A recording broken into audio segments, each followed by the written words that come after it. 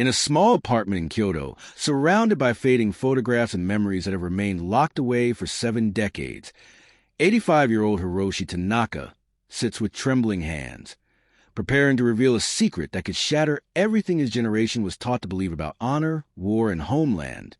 The confession he's about to make challenges one of the most fundamental assumptions about World War II in the Pacific, that Japanese soldiers would rather die than face the shame of capture. But Tanaka's story reveals something far more complex and infinitely more human. "I have carried this truth for 70 years, he whispers, his voice barely audible above the hum of the city outside. But before I die, someone must know. Someone must understand what really happened to us, and why, even now, I sometimes dream of those American barracks and wake up feeling safer than I do in my own bed. This is not just the story of one man's war. It's the story of thousands of Japanese veterans who discovered that the enemy's compassion exceeded their own nation's care. It's about men who found humanity in the most unlikely place, behind the wire of POW camps thousands of miles from home. And it's about a truth so uncomfortable, so contrary to everything both nations wanted to believe about the war, that it has remained buried in the silence of aging hearts for nearly 8 decades. Today, that silence finally breaks. The morning light filters through the rice paper screens of Hiroshi Tanaka's modest apartment, casting long shadows across the tatami mats where he kneels in perfect size position. At 85, his back remains straight, his posture bearing the unmistakable mark of military discipline that 6 decades of civilian life couldn't entirely erase. But today, something is different. Today, the mask he's worn for 70 years is finally cracking. "My granddaughter asked me yesterday if I had any regrets." Tanaka begins, his weather hands folded in his lap. "She expects me to speak of battles lost, comrades fallen, perhaps the atomic bombs. She doesn't expect the truth. The truth that has eaten at him like acid for 7 decades. The truth that makes him wake in cold sweats. Not from nightmares of war, but from dreams of safety he once knew behind enemy wire. I told her about Camp McCoy in Wisconsin," he continues, his voice gaining strength. "I told her about the warmth of American barracks in winter, about hot soup served by soldiers who should have hated us. I told her that for 18 months I slept better as a prisoner of war than I have in any night since returning to Japan." The words hang in the air like incense, heavy and sacred. This is more than confession. This is a dismantling of everything his generation was taught to believe about honor, sacrifice, and homeland. Tanaka rises slowly, moving to a wooden chest that has sat unopened in the corner of his room for decades. His fingers trace the edges with the reverence of a monk handling sacred texts. Inside, wrapped in faded cloth, lie the artifacts of his captivity: a wool blanket bearing the stamp U.S. Army, a letter written in broken English to a daughter he thought he'd never see again, and most precious of all, a photograph.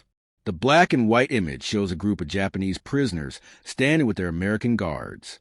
But these aren't the hollow-eyed, broken men one might expect. These faces show something more complex, a kind of cautious hope, a dignity preserved rather than destroyed by capture. "Look at their faces," Tanaka says, pointing to each man in turn. "Do you see defeat? I see men who, for the first time in their military service, were treated as human beings rather than expendable tools of the emperor's will." The photograph tells a story that official histories have long suppressed. These prisoners look healthy, clean, even content. It's an image that challenges every narrative both nations constructed about the Pacific War. The Japanese story of death before dishonor, the American story of fighting against an implacably cruel enemy. We were told the Americans would torture us, mutilate us, parade us through their streets like animals, Tanaka explains. Instead, they gave us medical care, warm clothes, and something my own army never provided: respect for our humanity. But this confession comes with a weight that threatens to crush him even now. In admitting that enemy captivity provided more safety and dignity than his own homeland, Tanaka isn't just challenging historical narratives. He's questioning the very foundation of Japanese identity and honor that defined his generation. "Do you understand what I'm saying?" His voice cracks, the composure of decades finally breaking.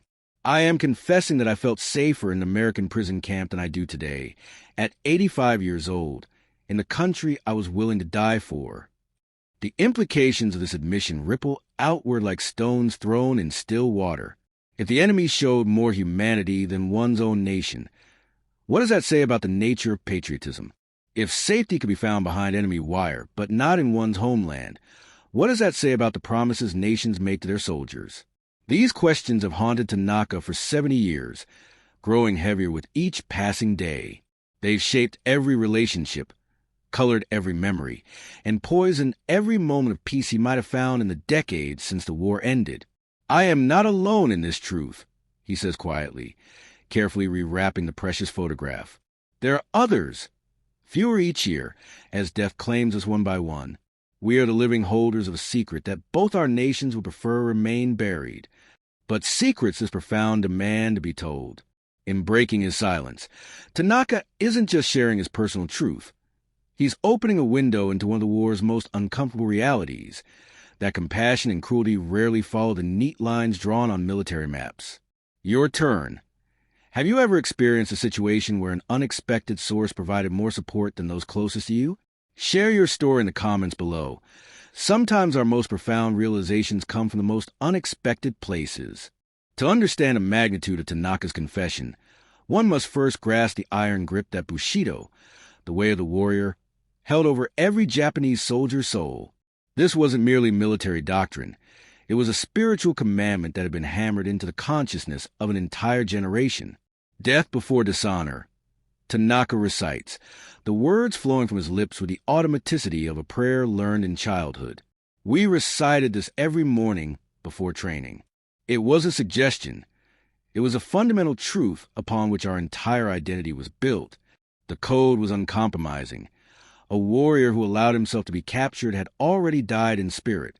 He was no longer Japanese, no longer human, no longer worthy of consideration by family, nation, or the gods themselves. The shame didn't just belong to the individual. It stained his bloodline for generations. In the months before his capture in the Philippines, Tanaka had seen this code enforced with terrifying consistency. Wounded soldiers would beg their comrades to end their lives rather than risk falling into enemy hands. Officers would distribute grenades for final honor, a euphemism for suicide that everyone understood. The message was clear. Capture was a fate literally worse than death. My own commander, Colonel Yamamoto, shot himself in the head when American forces overran our position, Tanaka recalls, his voice distant as if watching the scene unfold again. With his dying breath, he ordered us to follow his example. He said it was the only way to preserve our honor and protect our families from the shame of our failure. But war has a way of reducing even the most sacred principles to ash. When shrapnel from an American artillery shell tore through Tanaka's left leg, leaving him unable to walk, the theoretical became brutally practical. His comrades faced an impossible choice: carry a wounded man who would slow their retreat, or leave him to face capture alone. They made the only decision they could, Tanaka says without bitterness. They gave me a grenade and wished me an honorable death. But when the moment came, when I held that cold metal sphere in my hands, something inside me rebelled.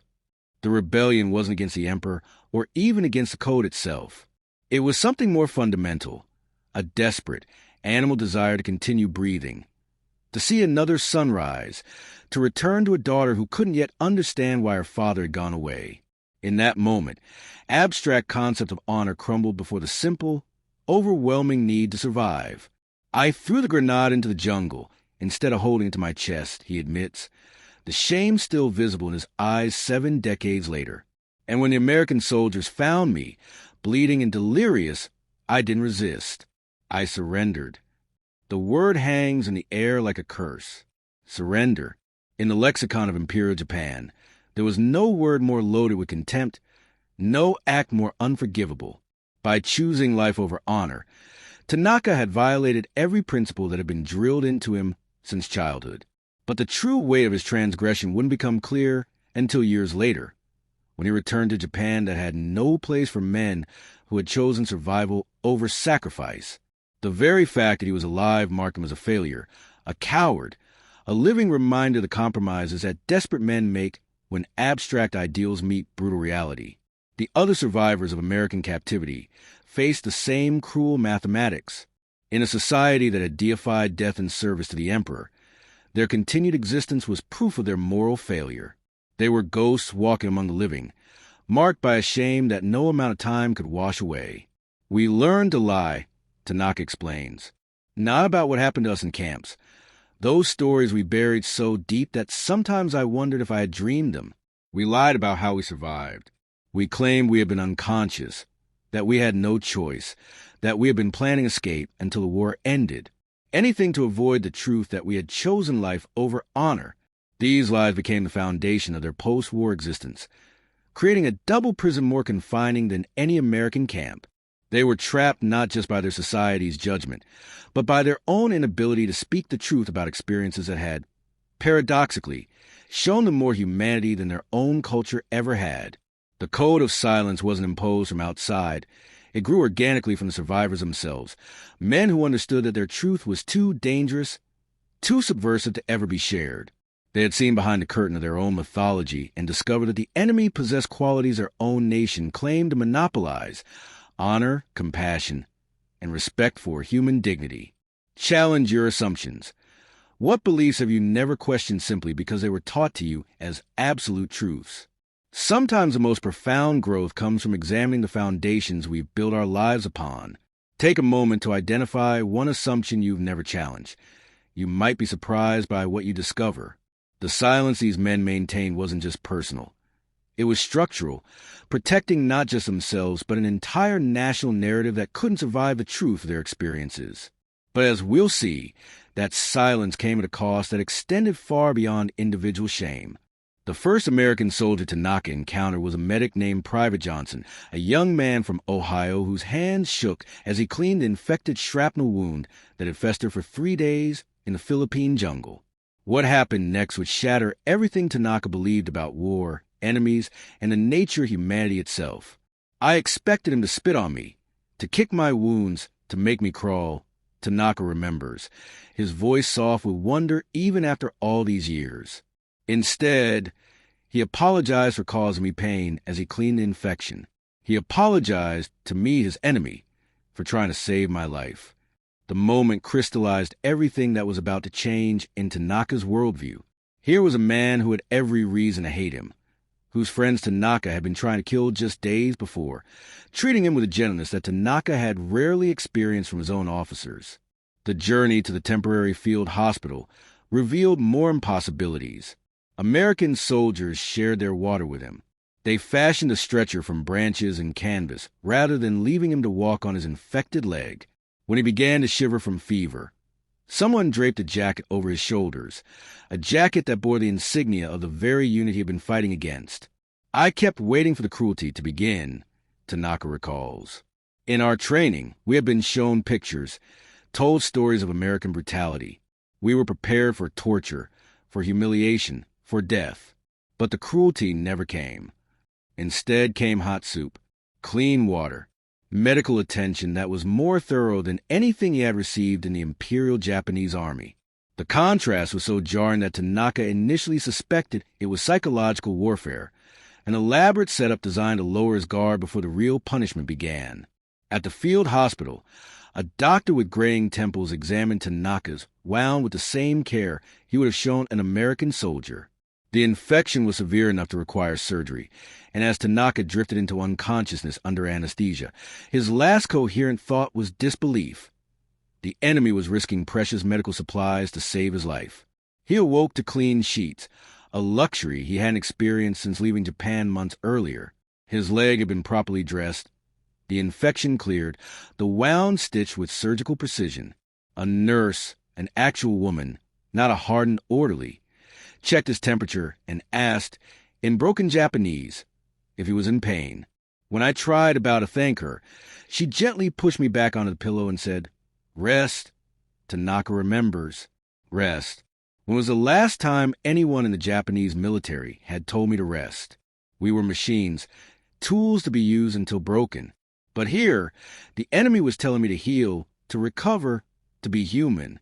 The psychological impact of this treatment was more devastating than any torture could have been. It forced Tanaka to confront a terrifying possibility. that everything he'd been taught about American savagery was a lie, and by extension, that everything he'd been taught about Japanese superiority might also be false. Other prisoners began arriving at the field hospital, each with the same shell-shocked expression of men whose fundamental beliefs had been shattered. They whispered among themselves in hushed, guilty tones, not about escape plans or maintaining military secrets, but about the impossible kindness they were experiencing. Sergeant Ikeda had been shot in the stomach, Tanaka recounts. He was dying, and we all knew it. But the American doctors worked on him for 6 hours, using blood plasma and morphine and surgical techniques that probably cost more than we were worth as prisoners. They didn't succeed in saving him, but they tried. God help me. They tried harder to save an enemy sergeant than our own doctors ever tried to save our wounded. The funeral that followed violated every expectation the prisoners held about American brutality. Ikeda was buried with military honors, his body wrapped in a clean white sheet, his few personal belongings carefully preserved for potential return to his family. An American chaplain said words over the grave in broken Japanese, and several guards removed their helmets in respect. That night, lying in my clean hospital bed, I cried for the first time since leaving Japan, Tanaka admits, not from pain or fear, but from a confusion so profound it felt like drowning. How could the enemy show more respect for our dead than our own commanders showed for our living? The questions multiplied with each passing day. Why were they being fed meals that were more nutritious than what they had received as active soldiers? Why were they allowed to write letters home when their own army had cut off mail service months earlier? Why were American guards learning Japanese phrases to communicate better, when Japanese officers had never bothered to learn the local languages of the territories they occupied? Each small kindness was a hammer blow against the edifice of beliefs that had structured their entire understanding of the world. The Americans weren't the savage beasts of propaganda. They were ordinary men who seemed to believe that even enemies deserved basic human dignity. I began to understand that we hadn't just been lied to about the Americans, Tanaka reflects. We had been lied to about ourselves, about what it meant to be soldiers, about what it meant to be human. The enemy was teaching us lessons about humanity that our own culture had forgotten. Reflect and connect. Think about a time when someone you expected to dislike surprised you with unexpected kindness. How did that experience change your perspective? Share your story. Sometimes the most powerful connections come from the most unlikely sources, and your experience might inspire others to look beyond their own preconceptions. The transformation was just beginning. As Tanaka would soon discover, the field hospital was merely the beginning of an 18-month journey that would completely reshape his understanding of dignity, humanity, and what it truly means to treat people with honor. The full magnitude of what Tanaka experienced only became clear when he began hearing whispered stories from American guards, stories about their own comrades who had fallen into Japanese hands. The contrast painted a picture so stark, so morally unambiguous, that it would haunt him for the rest of his life. Sergeant Murphy told me about Bataan, Tanaka recalls, his voice heavy with shame that isn't entirely his own. He lost his brother on that march. When he looked at me, a Japanese soldier, the enemy who had killed his family, and still brought me extra blankets when I was shivering with fever, I realized I was witnessing something I had never seen in my own army, the ability to separate individual humanity from collective hatred. The numbers spoke their own terrible truth. Of the approximately 140,000 Allied prisoners held by Japanese forces during the war, nearly 30% died in captivity. Starvation, disease, execution, medical experimentation. The litany of horrors was systematic, institutional, deliberate. In contrast, of the 50,000 Japanese soldiers held in American camps, fewer than 1% died, most from pre-existing wounds or illnesses.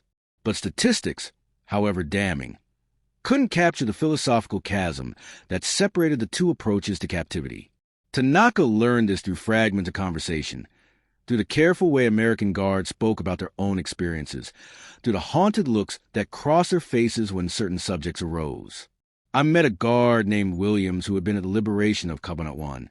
Tanaka says, he described finding American prisoners who weighed less than 80 pounds, men so starved they couldn't stand, so broken they flinched when offered food because they thought it was another form of torture. When Williams told me this, I was eating my third meal of the day, better food than I had ever received as an active Japanese soldier. The comparison forced uncomfortable questions that Tanaka couldn't escape. If both sides were fighting the same war, facing the same pressures, dealing with the same resource constraints, why did their treatment of prisoners diverge so dramatically? The answer, when it came, cut to the core of everything he thought he understood about honor and strength. One night, I asked Captain Henderson why they treated us so well. Tanaka remembers. I expected him to say it was strategy, or orders, or military regulation. Instead, he said something that changed everything. Because how we treat you says nothing about who you are and everything about who we are. This philosophy, that dignity was something you maintained rather than something you earned, was so foreign to Tanaka's military upbringing that it took weeks to fully comprehend. In the Imperial Japanese Army, respect was hierarchical, conditional, something that could be withdrawn at any moment based on performance or failure. The Americans seemed to operate on a radical principle that basic human dignity was immutable. The evidence was everywhere once Tanaka learned to see it. Japanese guards in American camps were rotated regularly to prevent the corruption of developing sympathy for prisoners. American guards often served long terms with the same prisoners, developing relationships that transcended the formal boundaries of captor and captive. Japanese camps forbade prisoners from receiving mail, packages, or news from home. Isolation was considered part of the punishment. American camps facilitated correspondence, helped prisoners send word to their families, even arranged for Red Cross packages when possible. Perhaps most telling of all was the attitude toward prisoner labor.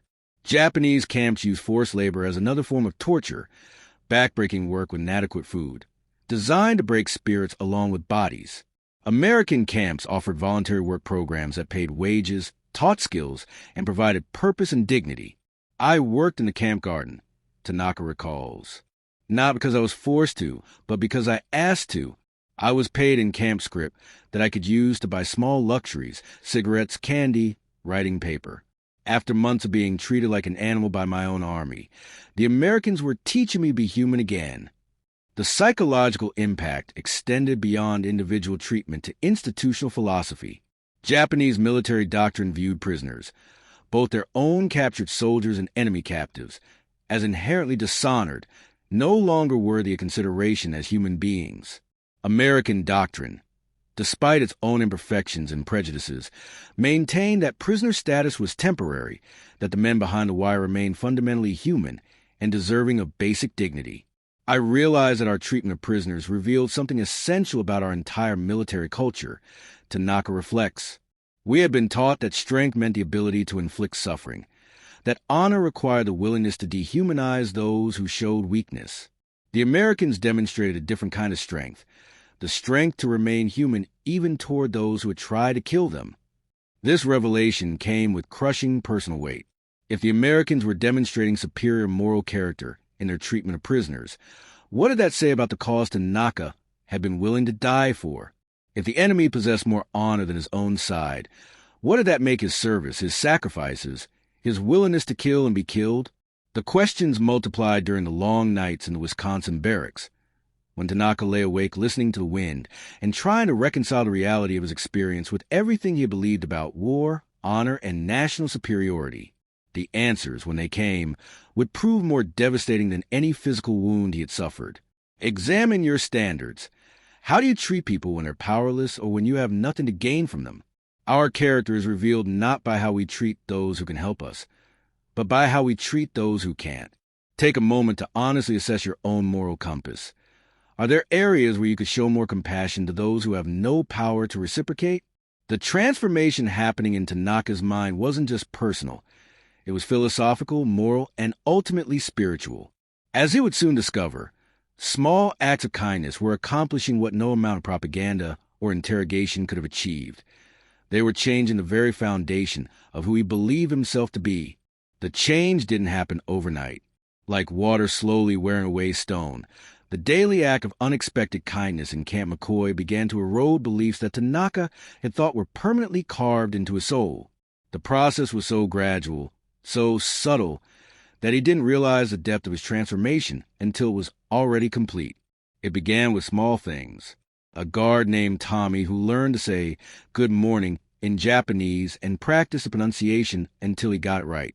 The camp cook who noticed Tanaka's distaste for certain American foods and quietly began preparing rice in a way that reminded him of home. The librarian who helped him write letters to his daughter, patiently correcting his English while never making him feel foolish for the mistakes. Each kindness was like a crack in the wall I had built around my heart, Tanaka explains. I had been taught that strength meant keeping that wall intact, that allowing any emotion or vulnerability was weakness. But these Americans were showing me that true strength might actually lie in the courage to be human. The most profound moment came on a snowy December morning when Tanaka received his first letter from home in over a year. His daughter, Yuki, had written about her studies, her hopes for his return, her faith that he would come home safely.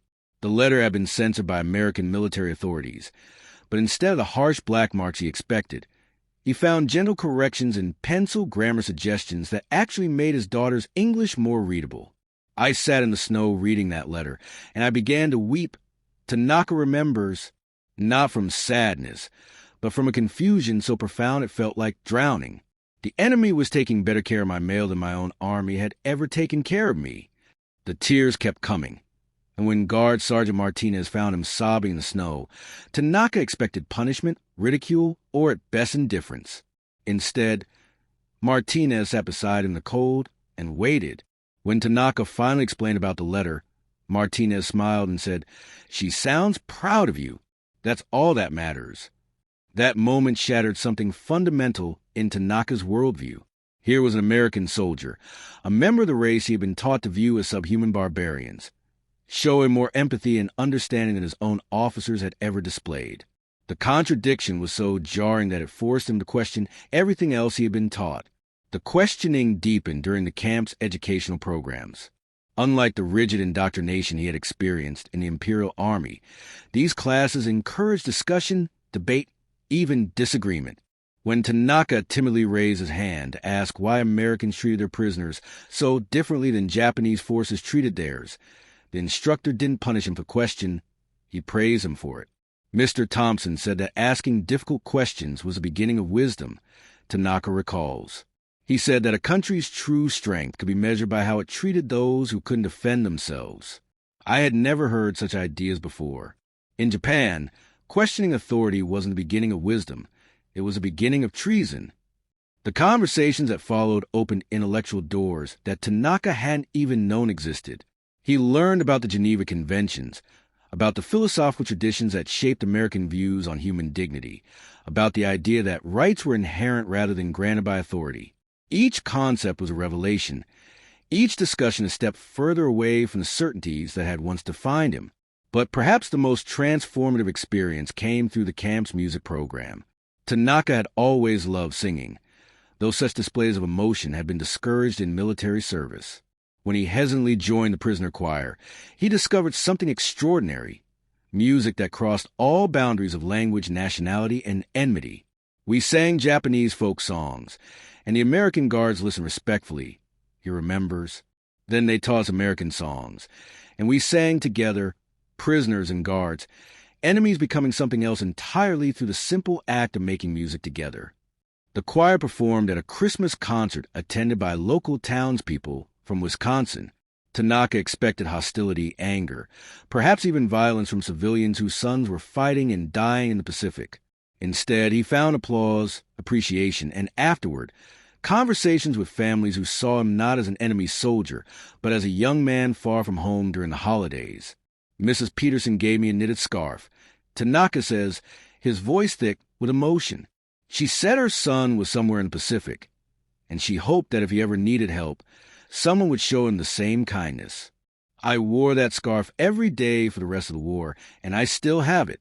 It reminds me that even in the midst of the world's greatest hatred, individual human beings can choose love. These experiences accumulated like sediment, gradually building a new foundation for his understanding of the world. The rigid categories of his military training, friend and enemy, strong and weak, honorable and shameful, began to blur and dissolve. In their place grew something more complex, more nuanced, more fundamentally human. The transformation wasn't without cost. Each revelation of American humanity was also a recognition of Japanese failures. Each act of kindness from his captors was an indictment of the cruelty he had witnessed from his own side. The guilt was overwhelming, not just for his individual actions, but for his complicity in a system that had lost sight of basic human dignity. I began to understand that I had been part of something monstrous, Tanaka admits. Not evil by intention, but evil by result. We had convinced ourselves that cruelty was strength, that brutality was honor, that dehumanizing our enemies somehow elevated us. The Americans were teaching me that the opposite was true, that how we treat our enemies reveals who we really are. Transform your perspective. When was the last time you questioned a belief you held simply because it was what you had always been taught?